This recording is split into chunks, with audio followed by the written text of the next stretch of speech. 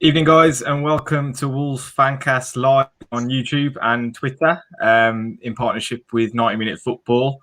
Our sponsors, Pixel Yeti Media and Kings Winford Sports Shop as well.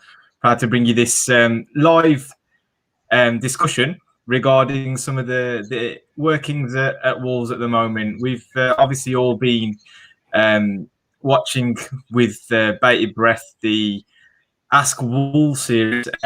I don't know if you guys contributed any questions, but the club have been very candid in responding to them, and the senior leadership team have been asked those questions by Johnny Phillips in a 4-part series, and we just wanted to basically discuss the fallout from all of the takes from Jeff Shee, Scott Sellers, Russell Jones, Vinnie Clark, and the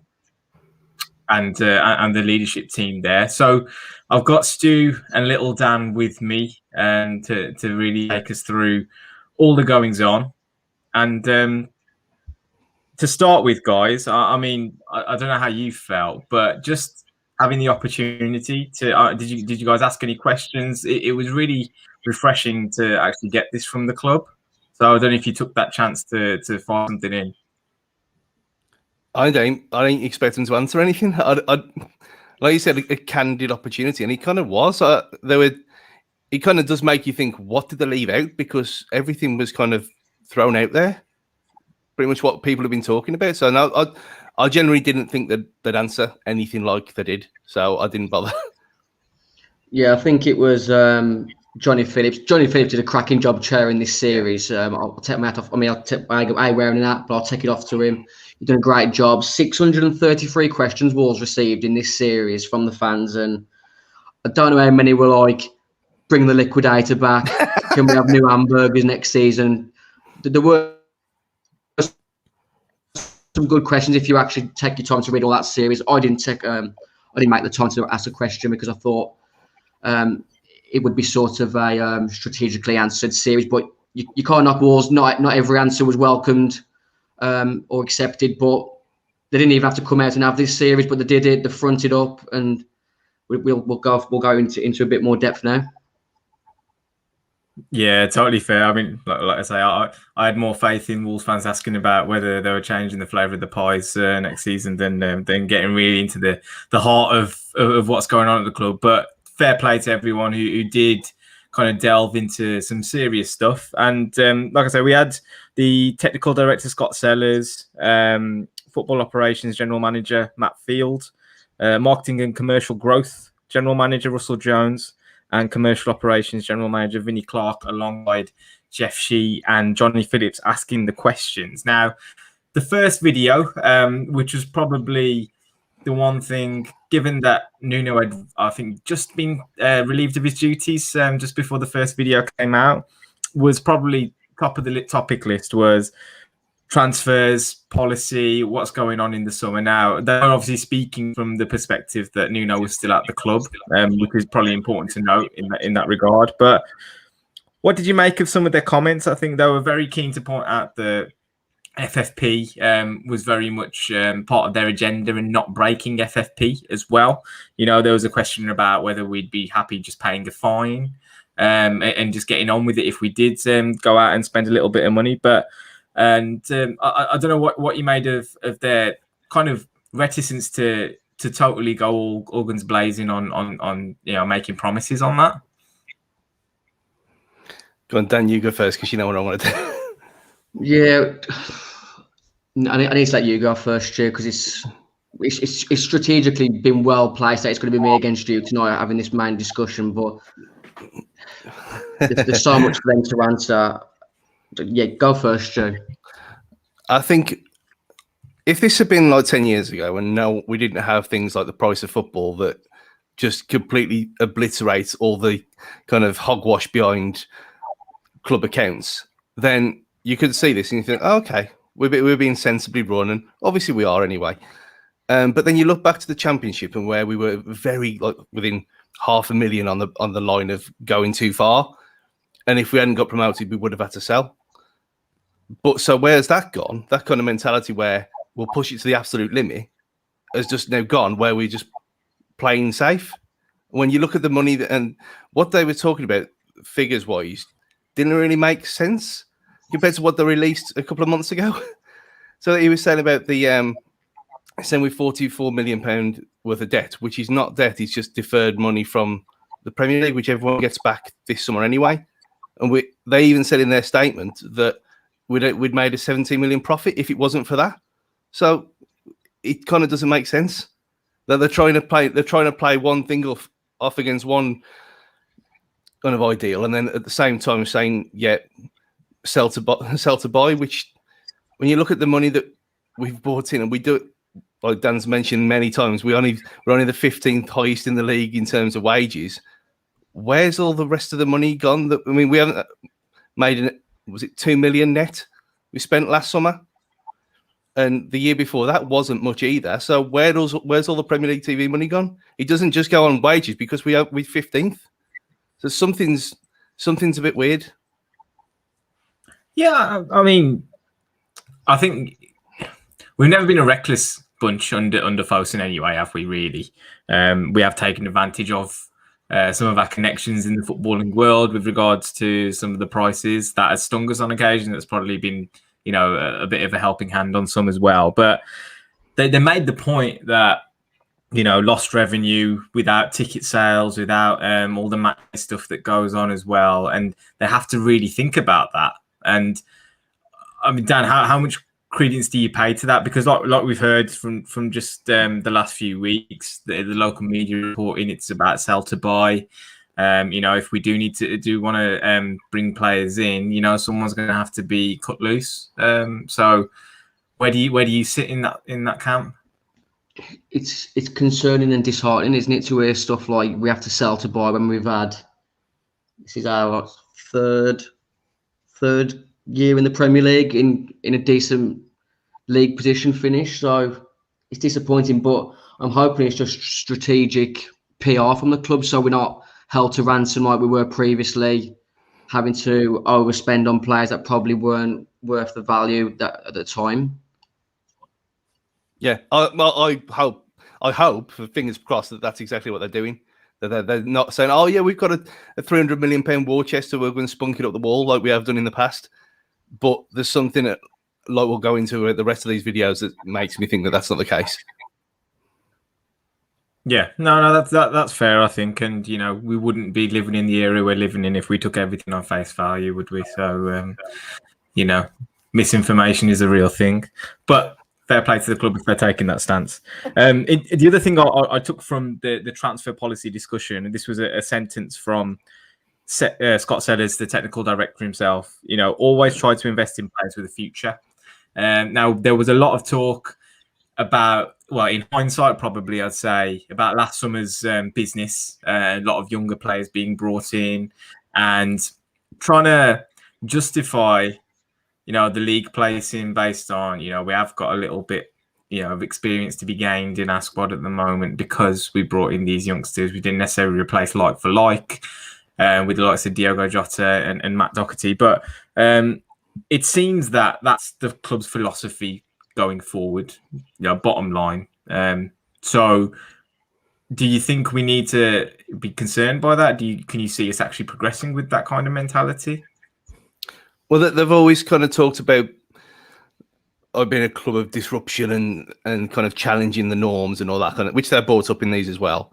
And it's almost like the Dortmund model, just in a kind of slightly different kind of level of footballer. So if you get them in early, make a profit on them, reinvest, is fine. But then it comes to a point where you turn into Southampton.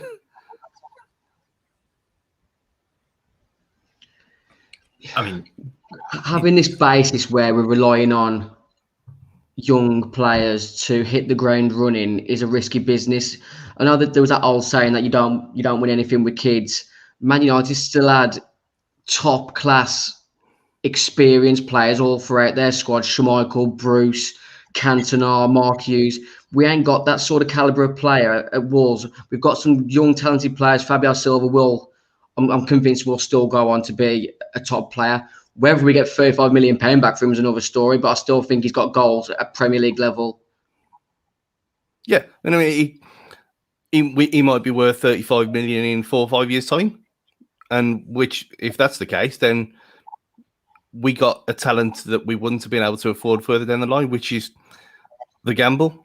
But we've then paid money for him 4 years in advance, and he hasn't progressed. So, I mean, that was all about Brexit anyway. We all know that's the only reason they got him in when they did, because he wouldn't, same as Neto, they wouldn't have been able to sign him. Like they mentioned as well, that's kind of changed transfer policy as well, where we can't now go fishing for youngsters from Europe because they're not going to get work permits. Yeah, I mean, I had to think about it earlier when I thought about this, and this idea. I mean, it feels like there's actually genuine succession planning involved in this. You have the likes of, and if you look at it position by position, probably the only place I would suggest we're lacking is centre half and in goal. But our fullback position, Semedo, is really backed up by Hervé now. You know, and it would have been the case if it was Doherty. You know, you've got that young option there. And on the opposite side, in theory, Johnny obviously would be the first team candidate there that is the mainstay, with hopefully Ryan Aït-Nouri, if he signs permanently, as the backup option. That just feels to me like a nice, you know, way of looking at the squad. You know, players are going to move on eventually. And I think they alluded to the fact that you need to freshen things up a little bit, whether that be moving players on, the likes of Diogo Jota, who've been with the club for 3-4 years, and replacing them. And there's no point bringing in someone who's ready-made, ready to go if they're not then going to play either, is there? No. And well, taking it on the Nuno's watch, you don't want players just sitting on the bench, especially new signings, when we've all seen that works in Football Manager. So, but yeah, it's a juggling act though. You can't keep having just kids to replace players who made sense in the first team, because you end up having what happened this season. Scott Sellers had like sort of a few comments which I'll read back now in regards to squad balance, whether there's a age criteria that Wolves look to sign within. And Scott Sellers said, if you have a squad of 18-year-olds, you're going to have problems, which I think we all agree. I think if you sign lots of 32-year-olds who you can't sell on, or they're coming towards the end of their careers, then I think that's a bad strategy. I think you can disagree with that. If he's a 28-year-old and we need him in the squad, then we'll certainly look at that. But I think as a football club, we're always trying to invest in players with futures, but we also have to be mindful of getting the right balance. They're talking about improving the squad, but predominantly the first 11. And I think from a sort of recruitment plan this summer, that's the way about it. We need to fix our spine again, because losing sort of Bolly and Jimenez for the majority of this season has killed us to a degree. And I think we all agree that our midfield is the one position that needs more improvement than the other areas. Yeah. I think as well that. Sorry, Steve. Go on. No, I was just going to say, with Moutinho looking like he's on his way out anyway, that gives him frees up one place where they ain't going to have the difficult decisions made for him in a way. Yeah, but then going back to the point, I think that succession plan is there for that. You know, Neves in theory steps up to be that elder statesman, with the idea that Vitinha comes in, and I think they are building the squad with that in mind. They have admitted in these videos that they might need to have a look at the small squad size as a matter of course, just because it clearly didn't work this season, did it? Yeah, we struggled with injuries. Certain stuff happened. You know, the RAL one you really can't legislate for whatsoever. You know, that's no fault of anyone's. But I think they also, again, going back to that point where the squad refresh just needs to happen, and maybe it is just the case that we have come to the end of a bit of a cycle here. And Jeff Shee said this himself. You know, every 3 or 4 years, you need new blood. You need to move people on. Players become a bit stale. Maybe Diogo Jota being the case in point. Maybe he just lost a little bit of that edge to play for Wolves, and he'd become a little bit too used to his surroundings, and he need to go and prove a point somewhere else. And he's obviously been doing that at Liverpool. So, I mean, just moving on from transfers and things, there was a conversation about people coming in and out of the business in terms of the leadership group. Obviously, we talk about people like Laurie Dalrymple who were with the club when Jeff Sheen and Fosun came in. Obviously, he became a popular figure, then moved on as well. And Jeff certainly made the point that he thinks he's surrounded by much stronger people and much better people. Kevin Thelwell, another one who clearly was doing a good job at Wolves as well. But we had these guys, in front of us on camera for the first time as a group. How did they come across to you guys? Ooh. There's the kicker. Go on. Go on. You can take this one first. It's a tough one because at the end of the day, they're doing their job. They're not. This is my opinions on Laurie Dalrymple. Everyone thought he was flipping Robin Hood, just the man of the people. It was easy to do Laurie Dalrymple's job when we were doing this. You get flipping Laurie Dalrymple in the Og's Head giving out beer tokens after a 4-0 defeat at Burnley. Doesn't happen. But we're never in that position, were we? And I think Laurie Dalrymple wasn't the reason we were doing this. It was because of Fosun's money and the investment that they put in bringing the players. Laurie Dalrymple was just giving out interview snippets, telling the fans what they wanted to hear. And I think Jeff made a sort of a little comment in regards to maybe he shouldn't have been saying that sort of thing in that series. People were going out on their own back, promising stuff that maybe wasn't in the current plans. But everything, we all said at the same time, there's no way that Fosun would have let him go out into the media and say things that they didn't want out there. And maybe he did go too far. Maybe that's why he's not here anymore. But from what I mean, looking at that there from Dean Marsden, bunch of yes men, and that's exactly what they came across for me. They were just there. I mean, they're not there to speak to the public. Like you said, they're there to do their jobs. But there's not one of them there who's got that kind of... Dalrymple had likability about him. He had a bit of charisma.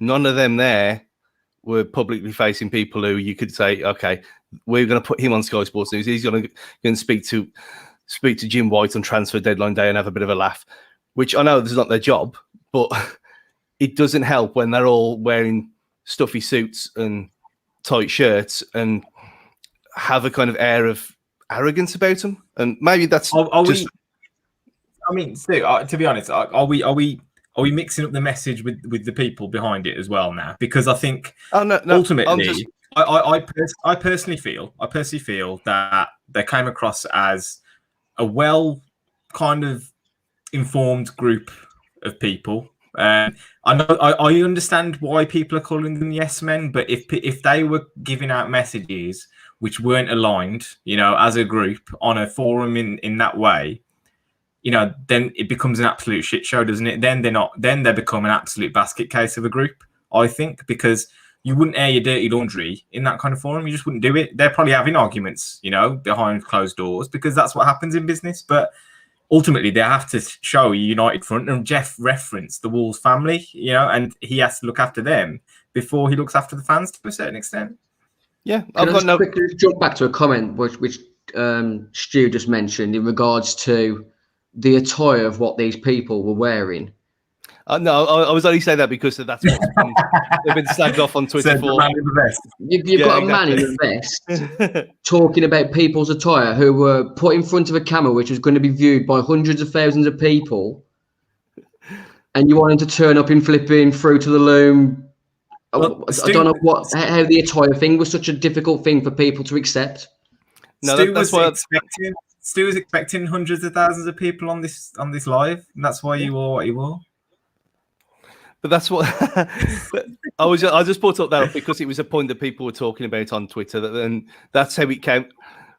I'm not saying that the people how it came across were to a lot of people that these bunch of people were the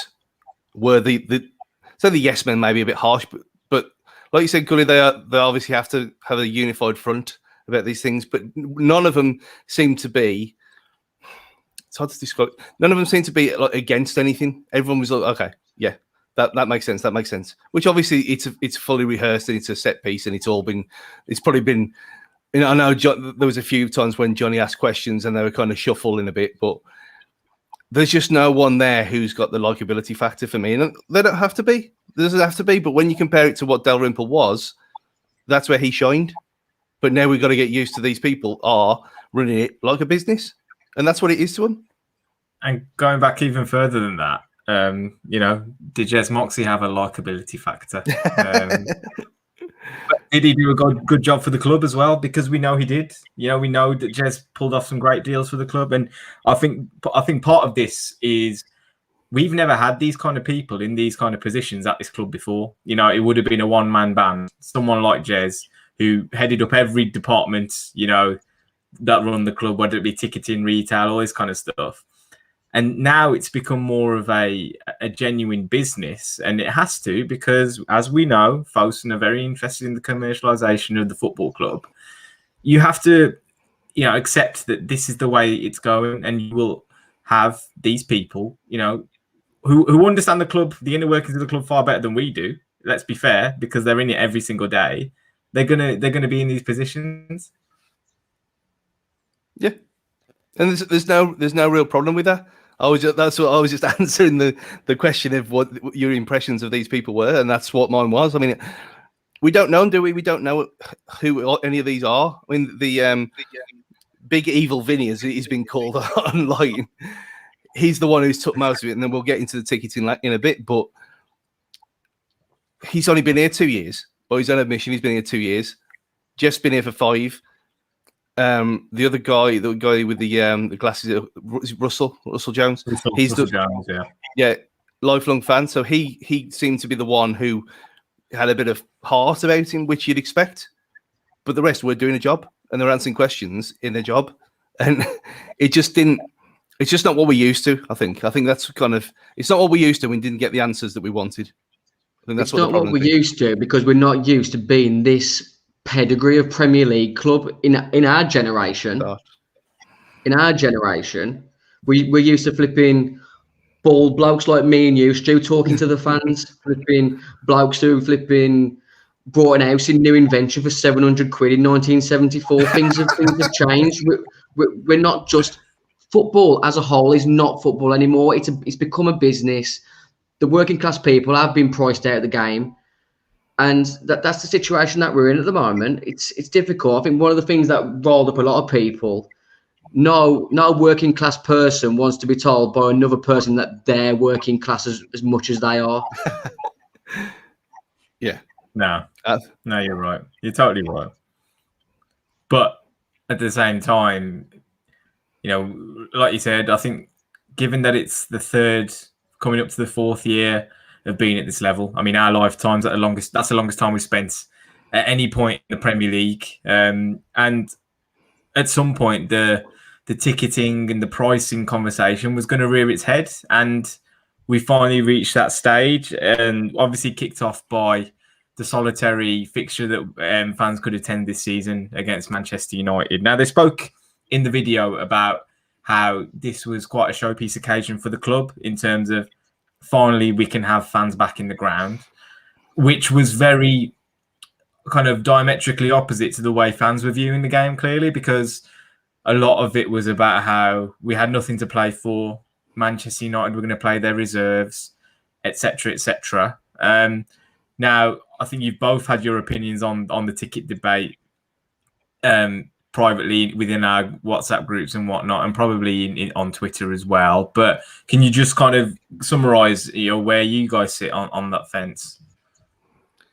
The whole thing was ridiculous for me, and it was not a showpiece occasion. It was getting a few fans in because of what the government's done to us, and in a dead rubber. We still lost, by the way, against Man United's C team after an awful season. And again, they didn't know that Nuno was going to be gone, but they kind of hinted at it. There was a slip of the tongue once that they talked about him in the past tense, so you kind of they knew all along. But yeah, it was just a massive own goal for me, and it proved it when it went down to the priority 4. If that had been 20, 25 quid, 30 quid, it would have gone straight away, day one, all gone. But to put it as the most expensive tickets at Molineux ever for that game was just taking a piss for me. And I know Dan's going to say the complete opposite, but for me personally, that's, my mum was in priority 1, my sister was in priority 1, so my uncle was in 3. I didn't bother. Obviously, I've said that my reasons for that. As soon as the ticket prices came out, they said, well, no way.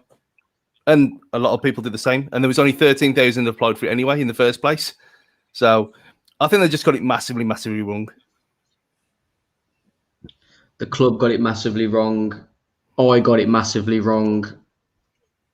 But to be honest, you two know me more than a lot of people.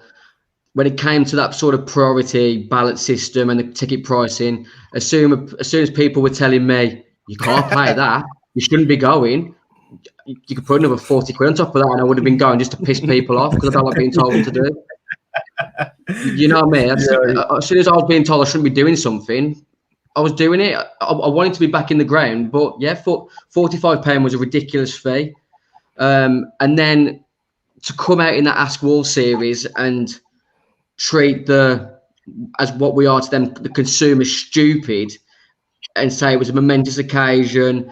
It was really in poor taste for me. Like I just said, a lot of the reasons why people were telling me not to pay after the year we've had in the pandemic, people losing their jobs and whatnot, to charge the working class man £45 was really in poor taste by the club. And I think that's what really wound a lot of people up with Vinny's comments saying he's as working class as everyone else, and he felt that was the right fee to charge after so long away from the ground. I thought, yeah, poor taste. So Dan, I mean, to kind of pick up on probably some of our private conversations, actually, in the sense that we understand, and they made this point clear in the videos, that we've probably been undervaluing the product, in inverted commas. Over the last few years, we've been competing in Europe. We've been competing in towards the top of the Premier League, beating some of the best teams in the country as well. We always knew that this conversation was going to happen at some point. So do you think people should be getting behind the idea that, we are watching a better team ultimately than we have been for the last 30, 40 years? I think the proof's in the pudding with our last, not forget this season, because it was just an unfortunate farce of injuries, pandemic, and just poor recruitment, poor management across the club. But you look at the 3 seasons before that, romp in the Championship and the 2 7th place finishes. People won't want to hear it, but we have been undercharged. People might not accept that, but that's my opinion. I think we've been undercharged in hindsight from this moment, looking back to those 3 seasons. You go back in the Championship I reckon even under Steve Morgan, last time he was promoted, I bet we was paying £30-40 for games back then. Yep. We wouldn't have been far off, Stu, would we? We were paying more under Steve Morgan than when we in the last year under Steve Morgan, we were paying more than we were in our first year back this time around. That's correct. But next slide. We're all going to Chris Whitty for our own good. Let's not talk about it. Gully's next. You can fight it all you want. But it's what your class is undercharged. Football's overcharged anyway. Football's ridiculous. We all know that. Yeah, and the fact that the Premier League 3-year thing, of which you'd presume they'll extend for 3 years from whenever we can come back, for away tickets, proves it. Away games are sold out everywhere because they're 30 quid. But then you get someone sitting, 12 foot away from you at the other side of some tarpaulin that has spent 70 quid on the same ticket, which is bollocks. It's ridiculous. But we live in Wolverhampton, of all places, which is not. I got the quote there from Savini. We're commercially miles away from. I don't want to use the big six because it's not in vogue at the moment, but we're miles away from them. Of course, we fucking are. Look where they're in Manchester, Liverpool, London. You can charge whatever you want there. You can charge 60 quid there. That's fine. But we're in a small stadium in one of the most impoverished towns in the entire country, you can't then be saying, oh, and whilst we never want to be pricing our ticketing so that it's unaffordable and it's pricing people out, pricing the working man out, and I'm a working class lad myself, we're desperate not to do that. But that's exactly what they're doing. And for the amount of money that raising the prices again is going to bring in, what, 2 million quid a year? What's that? When the TV money's 140, it pays for half a season's worth of wages for someone. Is it really worth all the hassle and all the bad PR that's going to bring in for the sake of some? Well, just use Moutinho for instance. For another Moutinho, which we could do it anyway with different methods, but that's another different story. But is it worth the bad PR to bring in half a player's wages for a year? I don't think it is, because you look at the quotes from. Good. I mean, you've alluded to it there, Stu, but to kind of bring it full circle, and they are keen to stress that everything essentially is in the interests of the first team squad and whatnot. You know, they posted a £40 million loss, you know, over the last year based on the last set of accounts that they published. That revenue would have been supported by match day revenue, etc., etc. So, if we want to be watching better players and a better team and stuff, do we kind of have to just put up or shut up? That 40 million loss was not a loss; it was a deferral. They'll get that back in a month. It's the same for every club. We would, like I said earlier, we would have made a £17 million profit without that deferral happening. It doesn't wash with me at all. It's all about small margins, though, isn't it? When it comes to financial fair play, Stu, you know this, and yeah, £2 million revenue isn't big in the grand scheme of things, but look at it from a business point of view. The less Wolves lose, the easier it is for Jeff Shee to go to Chairman Grow and ask for more money to invest in the club in the future. And the other thing that the other point that they made was that all the TV money across the Premier League is pretty much split evenly. And, you know, that few £1 million here or there, you know, you look at a stadium, like they reference Newcastle again, because, you know, lest we forget, they finished above us on goals scored, so they have to be seen as our benchmark at this point in time. So, you know, 52,000 seater stadium, you know, they absolutely blow us out the water, you know, with a full stadium. So if an extra £5 on tickets, you know, makes that up, then really the club is probably doing what's in the best interest of the club, aren't they? And I think that's an extra £5 a game wouldn't be that bad. But it's how they're talking about what it's going to lead to, which it doesn't seem to be a £5 a game. But again, that's not saying, not when we know in June, we're 2 months away from the season starting. A lot of clubs are already selling season tickets anyway for next season. Leicester, for one, who are cheaper than us. We don't even know what the ticket prices are. And it's a bit mental that I know they mentioned that, saying they don't want to sell season tickets because then giving rebates out's a bit of a nightmare. But how are they going to do it? They're just going to turn it up in July. Say, oh yeah, here you go, you got a month to buy a ticket. And unless you presume they put a payment plan in place anyway, like the 8-month thing that they normally do, it's all a bit of a mess. And not having clarity on what they're actually talking about and the price numbers they're talking about, it's kind of when I've got the quote there, when he talks about being mid-table in the pricing structure table, and he said people saying 800, but you look at it between 8th and 12th, which is mid-table, which is what he's talking about. The difference is between 750 and 890 quid. For the most expensive ticket. And if he wants us to be in there, then that's what they're talking about.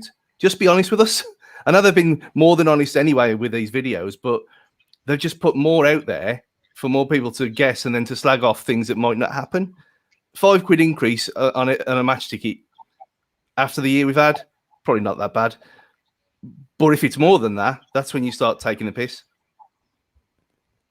I still get frustrated when I hear Wolves fans using Leicester as a benchmark without sort of accepting they've had twice as many consecutive Premier League campaigns than us now. They've won the league. They've had Champions League campaigns. They're working in a different financial bracket where they can afford to have sort of cheaper tickets because of how much they've brought in recent years, whereas Fosun have been spending quite decent in the first 2 years at Wolves. And then from the way I see it now, they're trying to recoup some of that money back before maybe having a plan, maybe not this year, but the season after to go big again. Are we still like sort of in the last year of the FFP window where we can get caught? No, it's a rolling 3 years, which is why when he talked about that, how it was. But we've still got UEFA sanctions against us, though, haven't we? Yeah, but again, it's a rolling 3 years. So as long as we don't lose that money next year, which we won't anyway, because the rebate will be paid back, it won't be a problem. That's why when he brought it up, I thought, well, what are you saying this for? Because it's a rolling 3-year average. So the championship year, in terms of financing, doesn't matter. That 50 million loss doesn't matter with a 3-year rolling thing. So it's another one of them where they were telling us stuff that made sense, but when you delve deeper into it, it's a bit murky. I mean, I think we've just got to take the club's word on that kind of stuff as well, though, ain't we? Let's be fair. It's, they do publish the accounts every year, but how much do we really know? And we don't really have a right to know about all of that kind of stuff, do we? I guess it's just one of those things. But going back to kind of go on, Dan. Let me just put you two on the spot for a second. Bearing in mind this is going to be our 4th season in the Premier League. Yeah, I'm after the pandemic, I don't know what year it is half the time anymore. This is our 4th consecutive season in the Premier League. With the players that we've had in recent years, Jimenez, Rui Patricio, João Moutinho, what is a reasonable amount for a season ticket in the South Bank? What is it now? Yeah, I can only go on what mine was. I couldn't tell you. Okay, so well, like we'll work what's the reason? Okay, we'll just work on an average of the 4 stands. What's the average reasonable season ticket in Molineux? Well, from Steve Bull from 2 years ago was 544, which was fine. No problem about that whatsoever. But it had already gone up 15% from the year before that. Again, for the same amount of games, still with 19 games, we hadn't really bought anyone in either, from other than signing Raul permanently. So to increase it that much again would take it to nearly 600. Take out the fact that we've had a year off, so you're looking at about 650 for the 650. If guessing going from what they're kind of hinting at, it's going to be 650 quid in the Steve Bull. Which is that okay? If you took it on its own, then probably what is that? 35 quid a game. Yes, that's what I'm saying. £35 for a modern day Premier League game for an established Premier League side. I don't think's steep. I know people work on different. I've got a different wage size. I know people have lost their jobs in the last year because of the pandemic and whatnot. But I still think £35 for a modern day Premier League top half side, which we're hoping to become, isn't steep.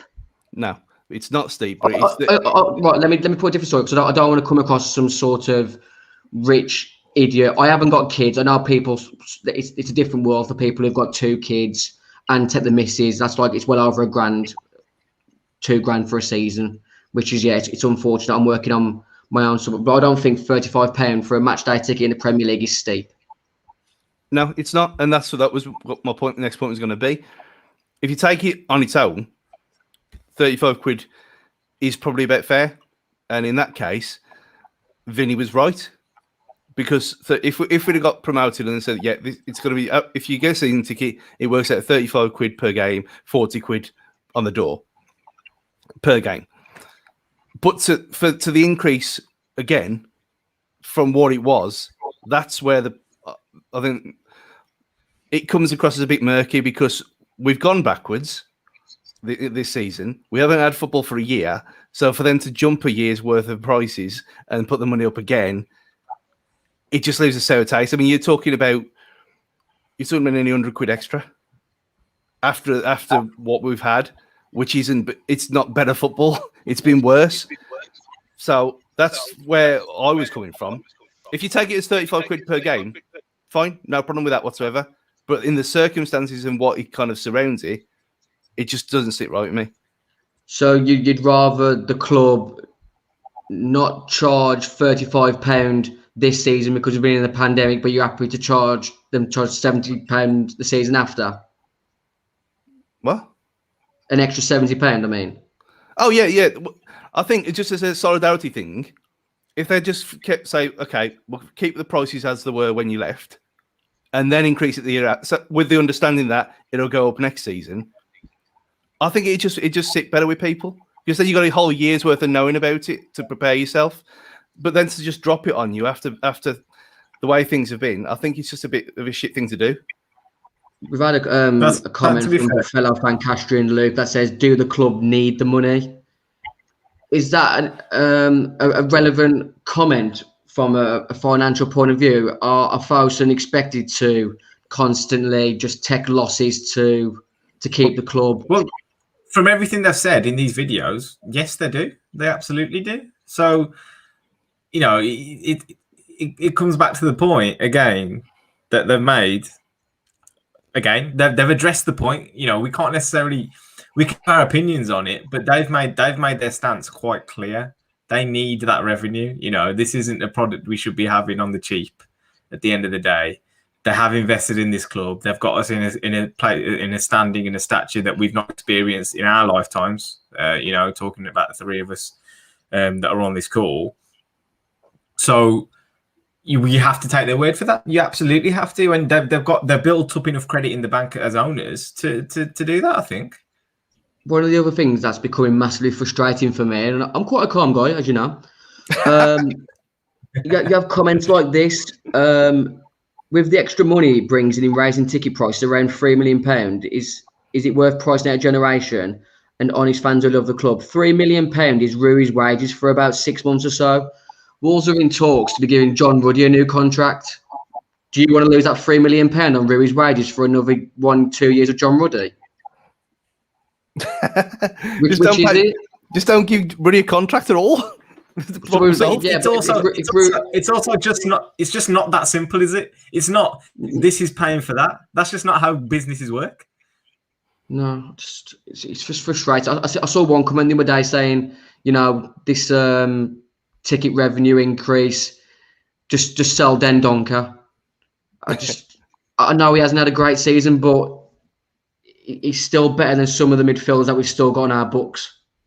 Yeah, we'll probably sell Dendonka, you know, over the course of about 4 years for about £2 million a year, you know, or whatever it is. Like, it's, you know, nobody's got all this cash in hand, have they? This isn't business. So, you know, this is the thing that another thing that frustrates me, Gully. I know it's surprising, me being frustrated. I know, but we haven't got owners like Abramovich or Sheikh Mansour or the Leicester owners who are like the football club as big, as good as businesses is. It's a hobby for them. I don't think Fosun have got that attachment yet, which they sort of alluded to wanting in this video. And let's be fair, those people you've named, those clubs you've named, they won't come out and speak to their fans in this vein either.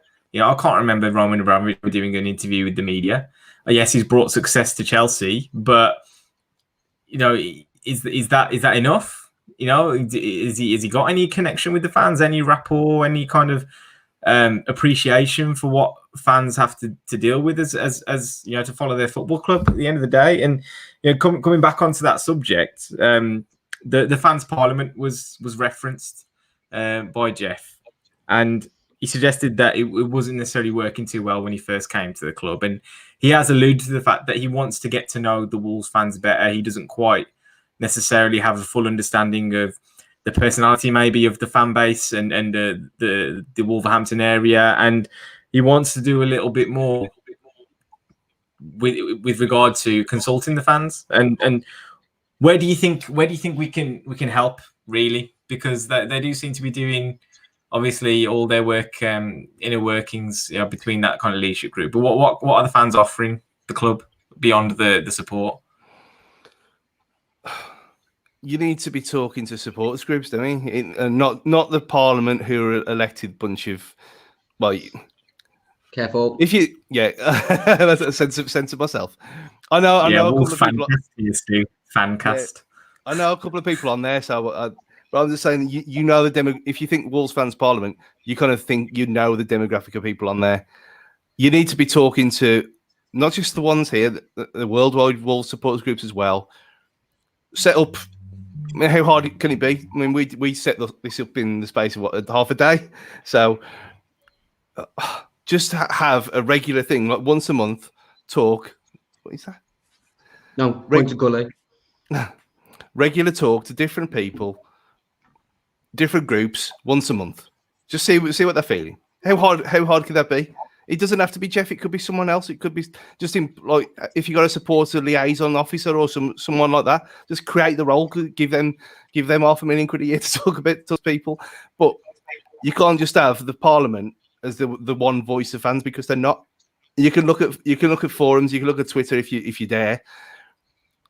But there's enough people in enough groups of supporters of different ages, different races, different religions, whatever you want. They need to talk to all of them and not just one. Yeah, so we'll leave it there, guys, for a minute. Just have a quick break, and when we come back, we'll delve a little bit further into the relationship with the fans and the board, and a few more issues that have been raised by the Ask Wolves series.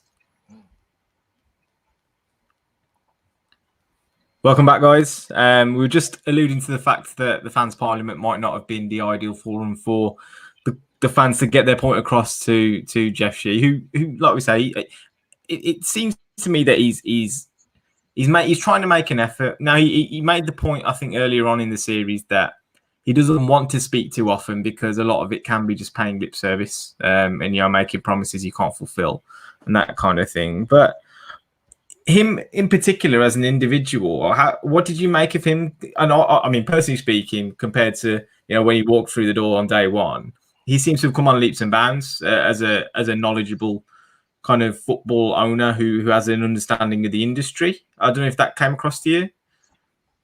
Yeah, I think just the fact that he goes to the women's games, the under-23s games, he's there all the time on the training ground. You don't see many owners doing that, do you? And I mean, he even admits himself that he's kind of learned on the job about football. And fair play to him, he's been as open as anyone you could possibly imagine. I mean, we all had when they took over 5 years ago, did anyone expect someone from a suit from China to be at the ground every day? I certainly didn't. So I've got no problem with Jeff Shee. He comes across well. He speaks remarkably well for someone of his age as well. And yeah, I've got no problem with him. He seems to be have a genuine affection for the club, which is weird in the same sentence. I think he's been Wolverhampton now. That I think he's become a bit.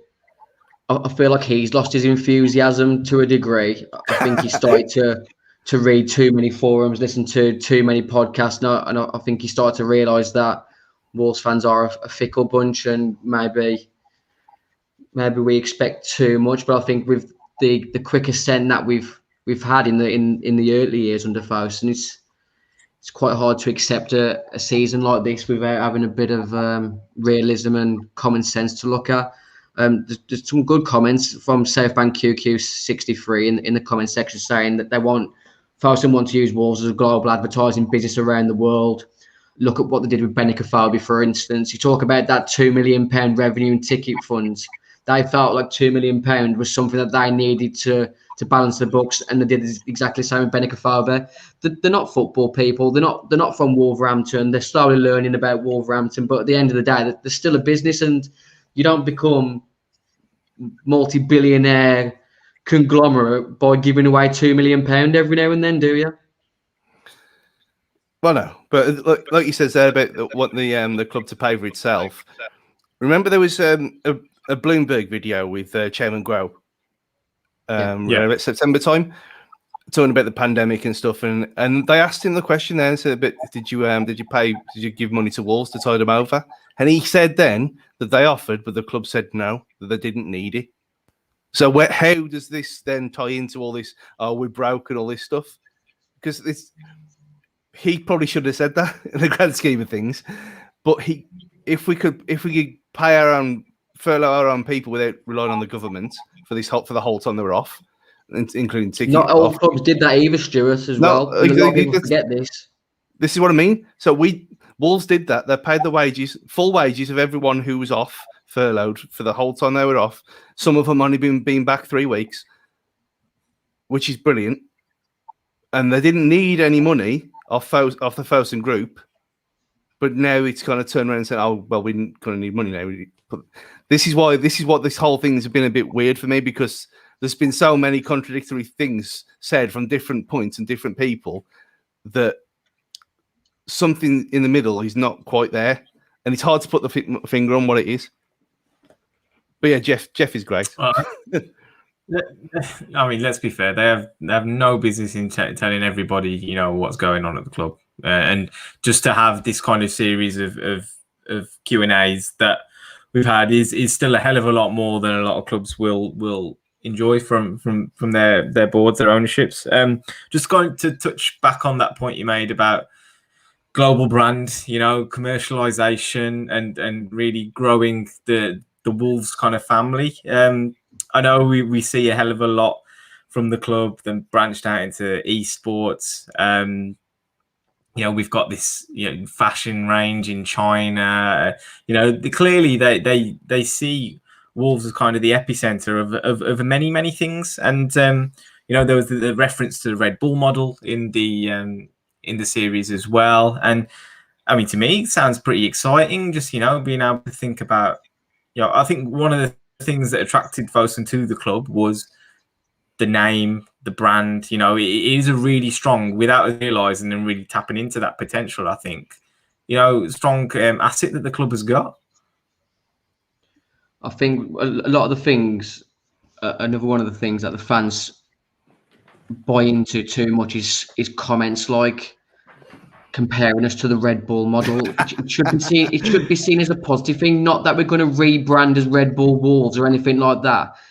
If they would have came out and said we want to do the flipping Blackpool Portsmouth model, that's something to flipping have a cry about, not a club that's obviously, I know it's early in its infancy as a club, but they're successful clubs, Leipzig and Salzburg. And New York 100%. As well. New York, yeah. I mean, if we get our own soapbox race, that would be pretty interesting. Oh. Have you ever built a soapbox? No, I haven't. Oh, you never lived.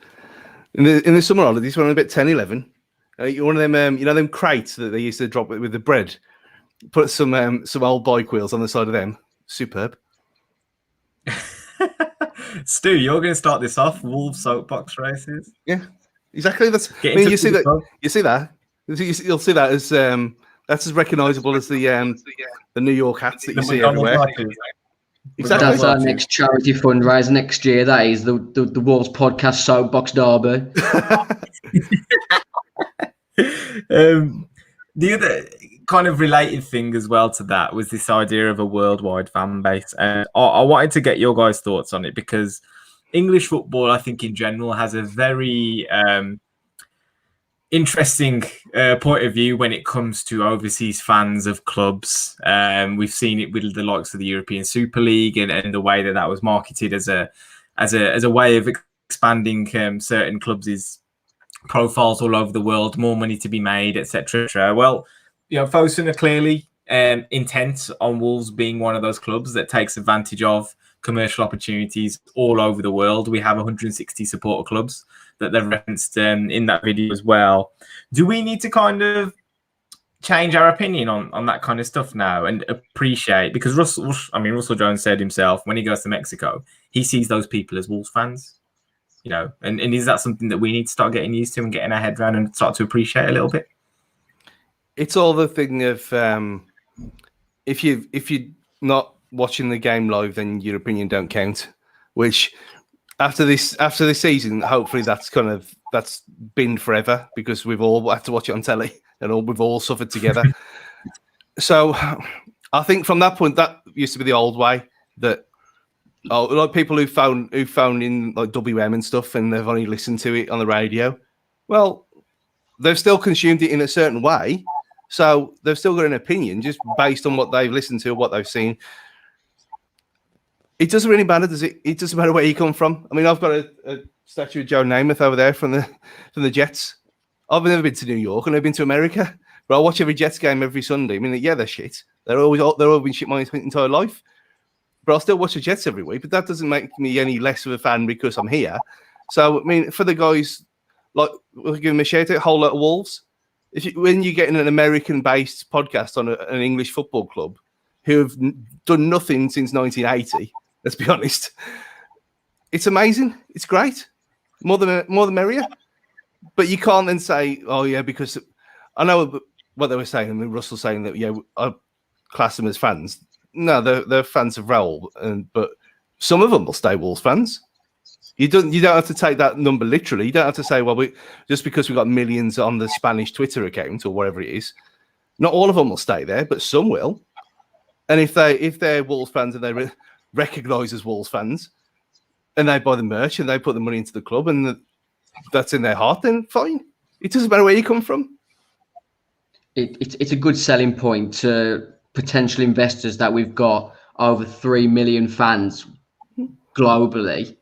But like what Stu said, once Raul leaves and that number is probably cut by 75%, that's when you need to have a bit of realism, and that's when first of all need to be heavy with their investment again, because they need to start looking at that next superstar to push the club forward, because Raul ain't going to be here forever, nor might he be the same player as he was before the injury.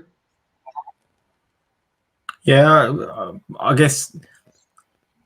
Do you still accept that the idea that, you know, someone in Mexico for a lunchtime kickoff is probably tuning in, you know, 5-6 o'clock in the morning, maybe even earlier, to get up and watch Wolves though? Because, you know, that's a commitment in itself, isn't it? You know, they can't be here. They'll maybe one day they'll make the trip and whatnot. You know, they have their right, and they have their. I guess now they kind of have their space, their own space as being a Wolves fan, don't they? When I saw a Mexican fan on Facebook slating Ryan Bennett after a 1-loss defeat, I knew he was Wolves as much as me. 100%. Yeah, just a couple more things really to touch on, I think, before we wrap up. Molineux, we all love it. We were all there on Monday. Sorry, Stu, actually you weren't, but you know, we all got to see it in its glory for many, many years. There was talk about stadium expansions, obviously, you know, probably you're talking 18 months ago now. And they did speak about this subject on the series and how important it is to invest in the stadium, but it being quite a long-term payback on it. You know, any money you do spend on it, you're not seeing a return on it for probably 15, 20 years. Stu, as a Steve Bull resident, how important do you think it is that they really take a you know, a priority on this?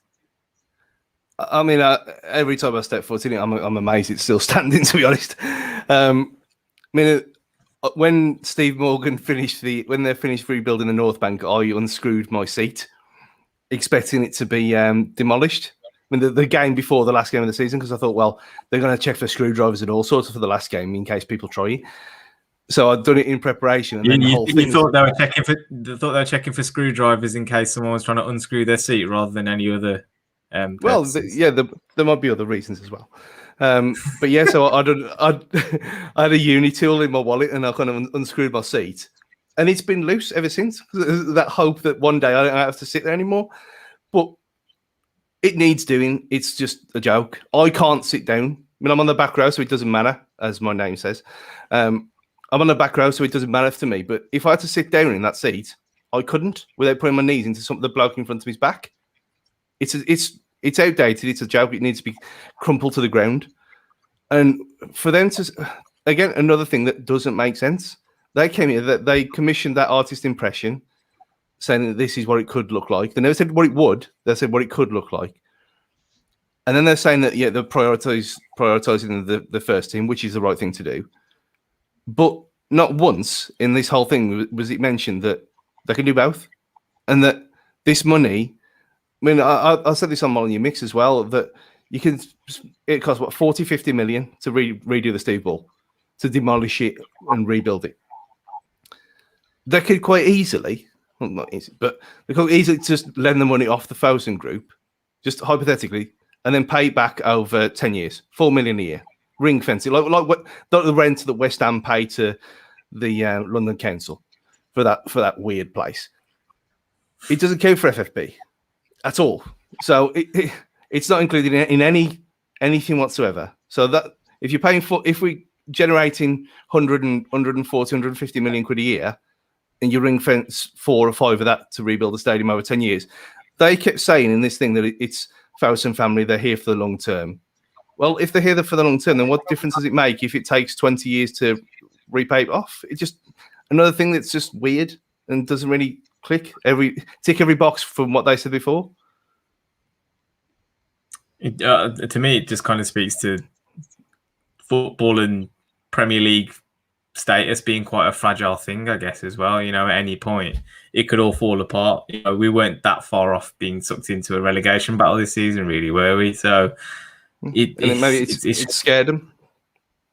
Yeah, well, clearly it did, and I think it's probably high time we touched on the future of the club, which is very much up in the air. We are reading the reports every day now that Bruno Lage, I think, something like that, is going to be announced as a new manager imminently. And all the talk of, transfer policy, squad, finances, everything, could really hinge on this appointment at the end of the day. It really is quite important that we get this right. And there's talk of bringing a more attacking style to the club, which in itself, we go back to season ticket pricing and, the entertainment value and the product value and all this.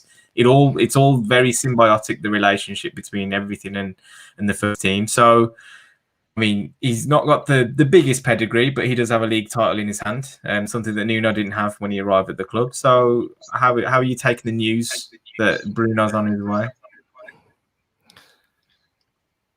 Other than the title, because it's been mentioned by Alex on Twitter, not Alex Moore, obviously. I didn't know anything about him other than that he'd won that title and then he'd left soon after. So, but then looking into him this week, and a lot of people have done videos on his tactics and different things. I'm all in on it. Why not? No one. Every appointment's a gamble. Ancelotti did fuck all at Everton, did he? Look where they finished.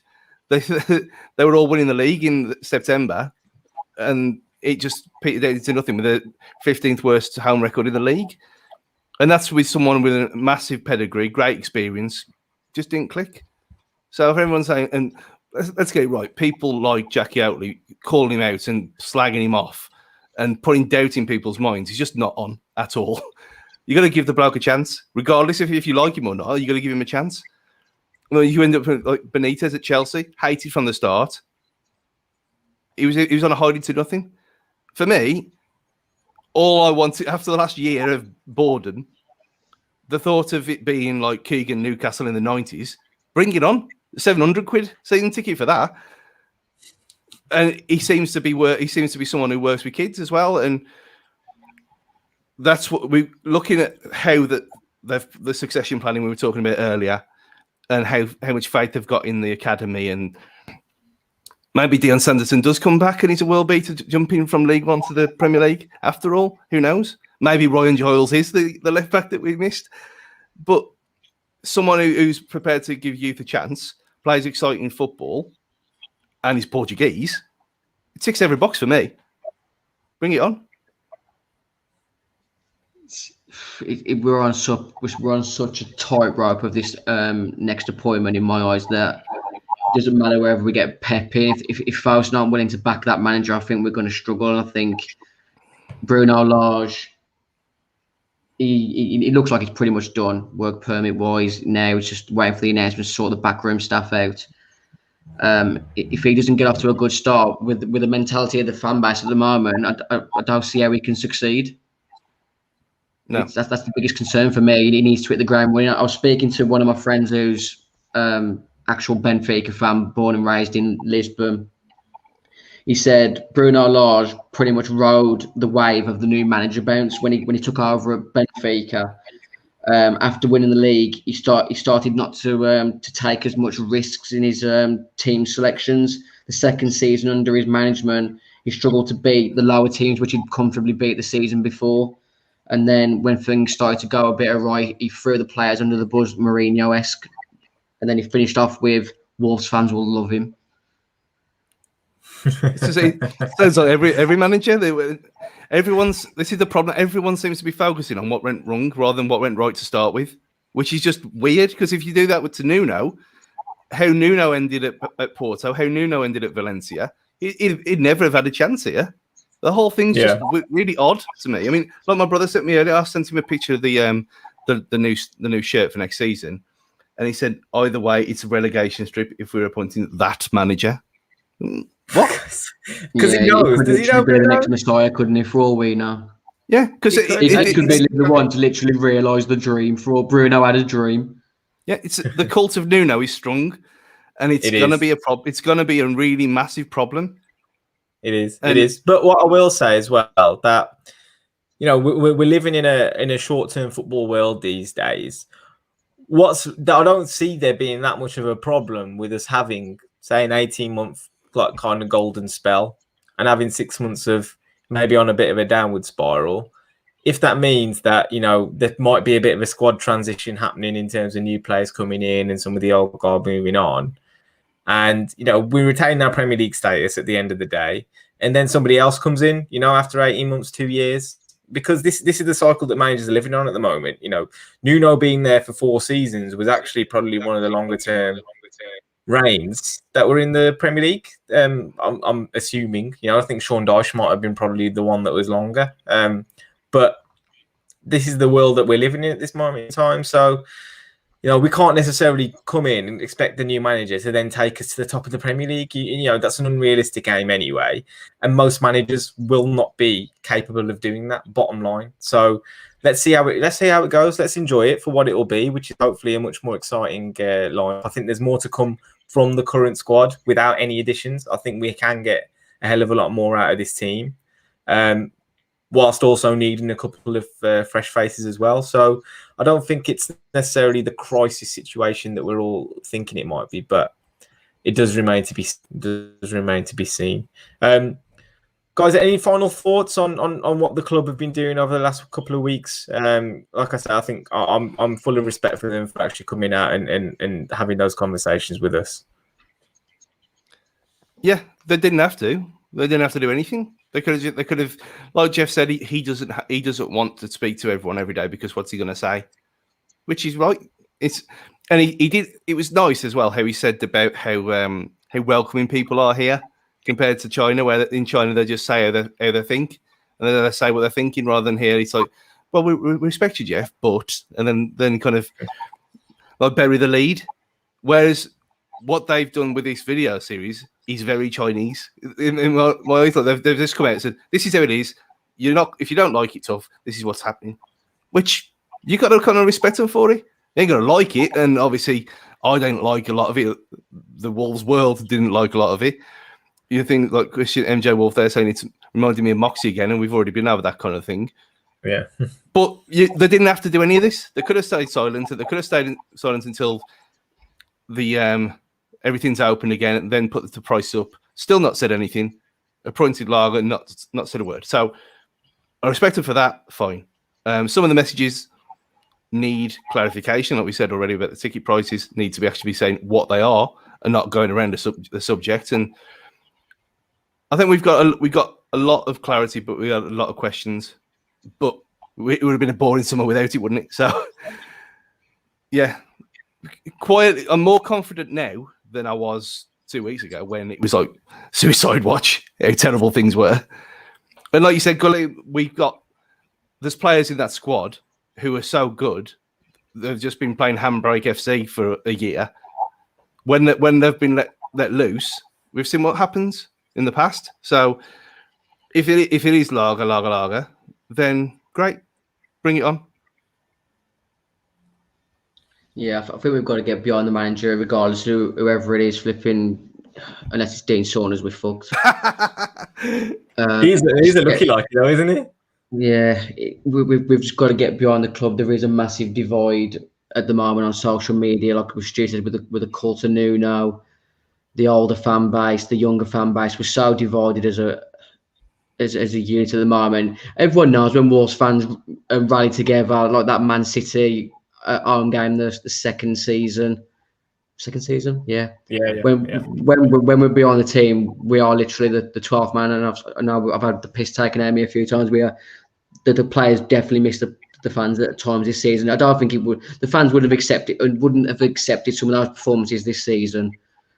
And I just think we need to bridge the gap, because I'm sick of falling out with football fans on Twitter over a club that we don't gain anything from apart from enjoyment. And I think it's worth pointing out again, all of this has happened with the kind of spectre of COVID hanging over everyone, whether it be the club, the fans, the players, football as a whole. And any distance we might have felt from the club has to be viewed in that regard. We haven't been going and sitting in our seats that we can't sit down in, every week. It's just not been the case. So frustrations probably have boiled over. It might be the case that the club has slightly been out of touch of the way the fans are feeling. We know that they read and they follow and they watch and they see everything that's going on and all the commentary. So, let's take some of these things with a little bit of salt and hopefully start again in the new season and on a much brighter footing under what looks to be the stewardship of Bruno Lage. I do just want to say that I think we are in pretty good hands with Fosun, regardless of some of the more questionable points that they've made over this series. But all comes down to results on the pitch at the end of the day. So thanks for joining us, guys. Lots to talk through, lots to talk about. And we'll be continuing to push out some content over the summer as well, whether it be some of our highlights from our charity match on Monday, which will be coming to you soon. We call them highlights, more like shite lights, I think you coined the phrase, Dan, didn't you? So look out for them, and please donate still as well if you have the opportunity at our Just Giving link. It's over all of our socials for the Mind charity. And thanks again for all your support over the season, and we'll speak to you all soon. So bye from me, Stu and Dan. See you later, guys. Try.